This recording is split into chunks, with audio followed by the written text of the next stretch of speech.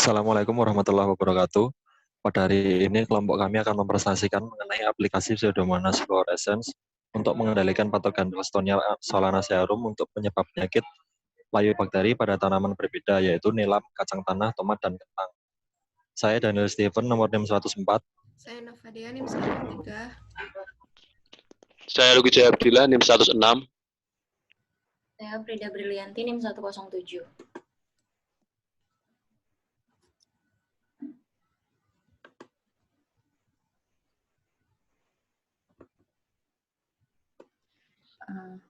Pada presentasi hari ini kami akan membahas tentang penyakit layu bakteri. Penyakit layu bakteri ini disebabkan oleh patogen Ralstonia solanacearum, merupakan salah satu penyakit utama di Indonesia yang menyerang secara massal mulai dari bibit sampai tanaman dewasa. Penyakit tersebut telah berkembang dan menyebar cukup luas di Indonesia dan menyebabkan penurunan produktivitas antara 60% sampai 95%.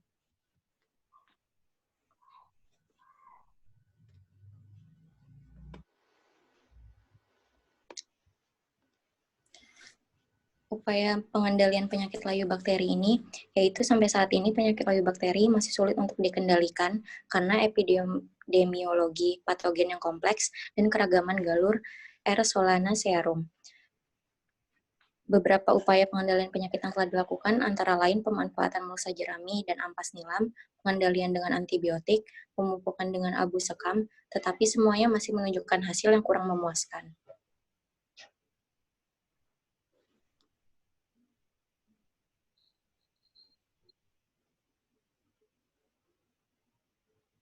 Penyakit layu bakteri ini disebabkan oleh patogen Pseudomonas fluorescens, merupakan salah satu mikroorganisme antagonis untuk pengendalian hayati yang dapat menginduksi ketahanan tanaman. Fluorescens merupakan bakteri pengolonisasi akar penghasil asam salisilat dan phytoalexin yang menginduksi ketahanan tanaman terhadap patogen.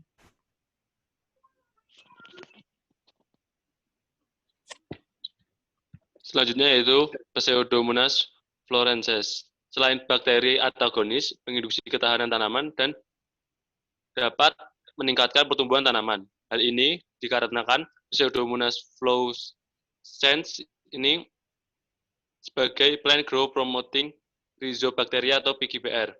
Dapat menghasilkan hormon pertumbuhan tanaman, diantaranya indol acetic acid atau IAA, lalu melarutkan fosfat dan mengikat nitrogen. Berbagai penelitian membuktikan hasil penelitian terdahulu menunjukkan formula Pseudomonas fluorescens PF19 dapat menghasilkan asam salisat dan menghambat perkembangan serangan R. solanacearum hingga 91,16% dan mengendalikan penyakit layu bakteri.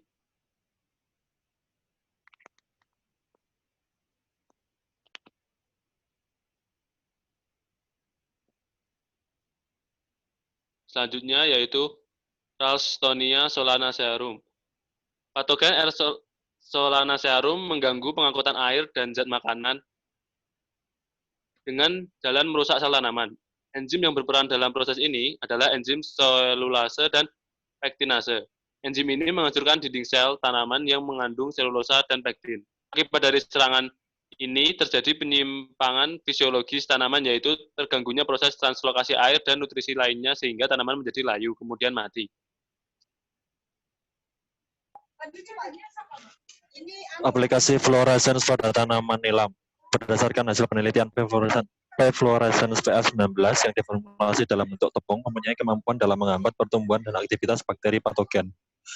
Tanaman nilam yang diberi perlakuan formula berbahan aktif P fluorescens atau PF19 dalam dosis 75 dan 100 gram L1 dengan waktu pemberian 30, 60, 90, dan 120 hari setelah tanam. Mempunyai kemampuan efektif dalam menekan perkembangan penyakit layu bakteri nilam dengan menunda masa inkubasi gejala penyakit layu bakteri dari 32 hari setelah tanam menjadi 32,5 hingga 93,5 hari setelah tanam, dengan penekanan intensitas penyakit dari 72,5% menjadi 16,5 hingga 53,3%. Pseudomonas fluorescens merupakan rhizobakteri yang hidup di rhizosfer tanaman dan berinteraksi secara intensif dengan akar tanaman maupun tanah dan dapat mengendalikan penyakit serta meningkatkan pertumbuhan tanaman nilam.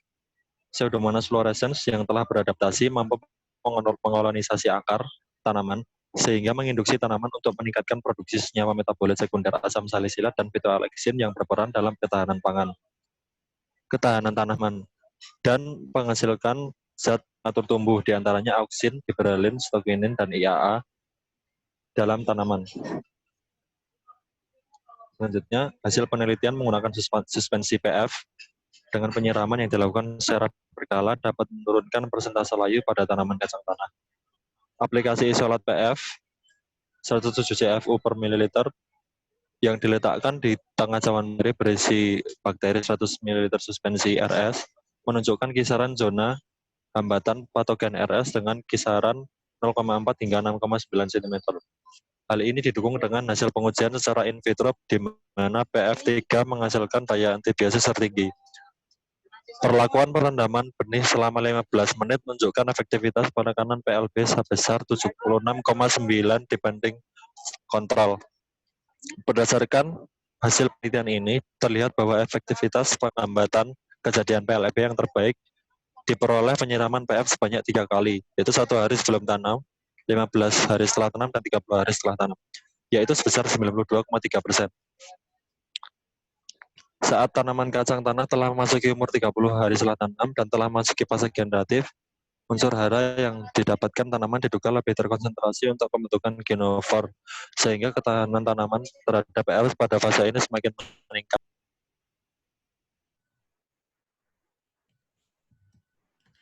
Selanjutnya, aplikasi P-fluorescens pada tanaman tomat.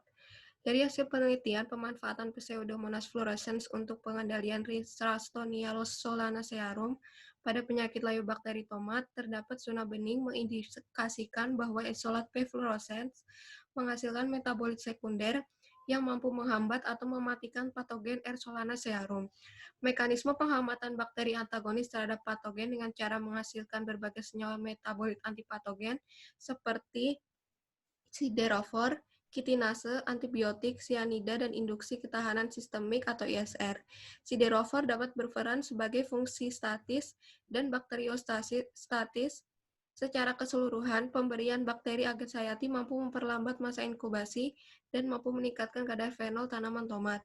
Perlakuan P-fluorescens UB-PV5 dan P-fluorescens UB-PF6 pada tanaman tomat menunjukkan presentasi penekanan kejadian penyakit layu bakteri yaitu sebesar 60%. Pseudomonas fluorescens mampu melarutkan fosfat dan memproduksi IAA atau indol acetic acid. Kedua zat ini dapat meningkatkan pertumbuhan dan ketahanan tanaman sehingga berimbas pada peningkatan ketahanan tanaman terhadap serangan patogen. Lalu aplikasi P-fluorescens pada tanaman kentang. Perlakuan P-fluorescens pada tanaman dapat menurunkan intensitas penyakit yang disebabkan oleh R. solanacearum pada kentang sebesar 4%. P-fluorescens secara penuh dapat juga berhasil melawan Fusarium oxysporum FSP tracheiphyllum pada krisan sebesar 72,51%. Aplikasi Pseudomonas fluorescens lebih baik dilakukan pada keadaan in vitro. Hal ini dapat dilihat dari hasil isolat Pseudomonas fluorescens yang menunjukkan hasil terbaik dalam menghambat pertumbuhan Ralstonia solanacearum pada tanaman kentang. Keefektifan Pseudomonas fluorescens dapat menghambat pertumbuhan penyakit layu bakteri dapat ditingkatkan dengan mengaplikasikan T-harzianum yang lebih efektif dalam menghambat jamur, namun juga dapat menghambat bakteri pada tanaman kentang.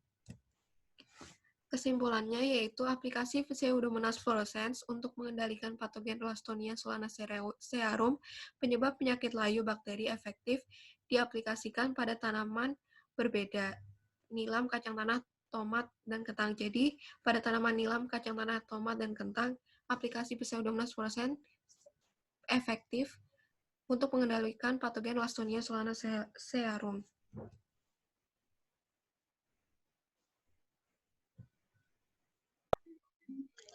Ya, sekian presentasi dari kami. Apabila ada kesalahan, kami mohon maaf. Assalamualaikum warahmatullahi wabarakatuh.